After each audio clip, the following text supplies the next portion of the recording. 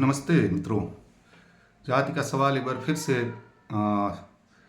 राजनीति के सेंटर में आने लगा है। फिर से वो सवाल दो फैसलों से। अभी यूजीसी ने एक फैसला लिया है, 2012 की गाइडलाइन को बदला है। जो संस्थानों में डिस्क्रिमिनेशन होता है, जाति के आधार पर उत्पीड़न होता है, उसमें परिवर्तन किया है।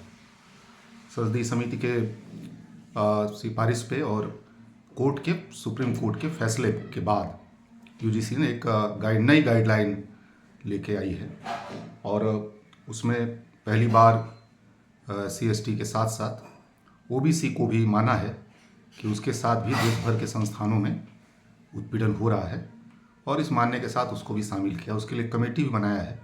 उन कमेटियों में ये ज़रूर है कि दलित, आदिवासी और ओबीसी समाज से, महिलाएं, विकलांग समाज से ये हिस्सा ज़रूर रहेगा।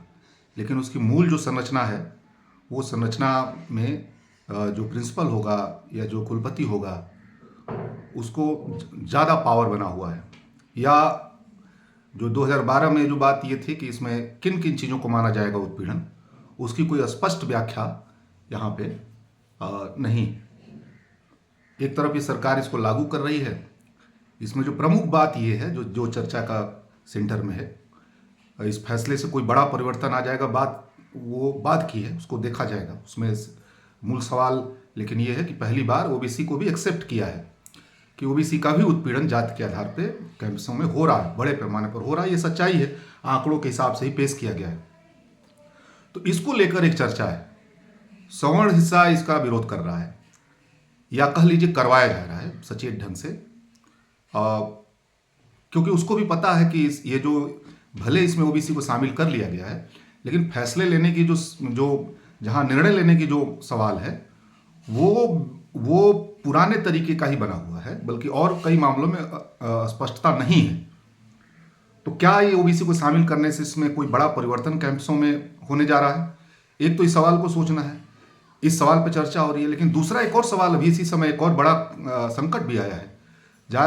आम जनगणना शुरू हो चुकी है, 33 सवाल है उसमें।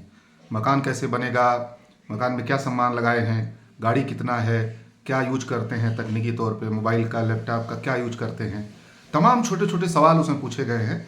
लेकिन एक बार फिर से वहाँ जाति नहीं पूछी जा रही है। इन 33 सवालों में जाति पूछने वाला सवाल, खास करके ओबीसी और अपर कास्ट से उसकी जाति पूछने का जो सवाल है, वो एक बार फिर इसमें नदारद है। और ये सवाल उठने लगे हैं कि हालांकि वो कह रहे हैं कि ये तो पहला लिस्ट जारी हुआ है, लेकिन ये पहला लिस्ट जब 33 सवाल किए गए थे, तो ये दूसरा लिस्ट, उसमें ये सवाल क्यों नहीं जोड़ दिया गया? क्या दोबारा इस सवाल के लिए अलग से जाएगा कोई? ऐसा होता रहा है क्या? ऐसा तो नहीं होता है। तो एक समय में ही दो फैसले हैं। एक तरफ कैंपसों में उत्पीड़न को रोकने के नाम पर ओबीसी प्रश्न को शामिल कर लिया गया है और सचेत ढंग से अपर कास्ट को इसमें विरोध के लिए सचेत कर दिया गया है। इसको सोशल मीडिया पर ट्रेंड कराया जा रहा है। दूसरी तरफ आम जनगणना से एक बार फिर लग रहा है कि मोदी सरकार इस यूजीसी के फैसले के आड़ में इस पे ज़्यादा चर्चा कराने के जरिए, इस पे ज़्यादा बेहतर, इस पे बहस कराने के जरिए, उसको चीज़ों को डाइवर्ट करने के जरिए आम जनगणना से जाति जनगणना के सवाल पे क्या फिर पीछे हट रही है सरकार? दबाव में आई थी सामने, लेकिन क्या आरएसएस का दबाव बढ़ गया है? क्या बड़ी पूंजी का दबाव बढ़ गया है? या अपर कास्ट जो उसकी अपनी एक छूट देने की सीमा है, उसका दबाव बढ़ गया है? इसलिए मित्रों, इसको समझना है। ये दो सवाल है, एक तरफ हमला है, एक तरफ देने का नाटक है, यूजीसी में देने का ड्रामा है, और जो है आम जनगणना में जाति जनगणना छीन लेने का एक एक्शन है, कार्रवाई है। इस बहस पे हमको बने रहना चाहिए, इस पे बहस करनी चाहिए। क्या एक चीज देकर एक जगह लेने की कोशिश की जा रही है? क्या चर्चा को फिर से दूसरी दिशा में डाइवर्ट किया जा रहा है? क्या पूरे देश में ओबीसी, दलित, आदिवासी, अपर कास्ट की क्या वास्तविक आर्थिक हैसियत है, क्या सिचुएशन है, उसको जानने से इनकार किया जा रहा है?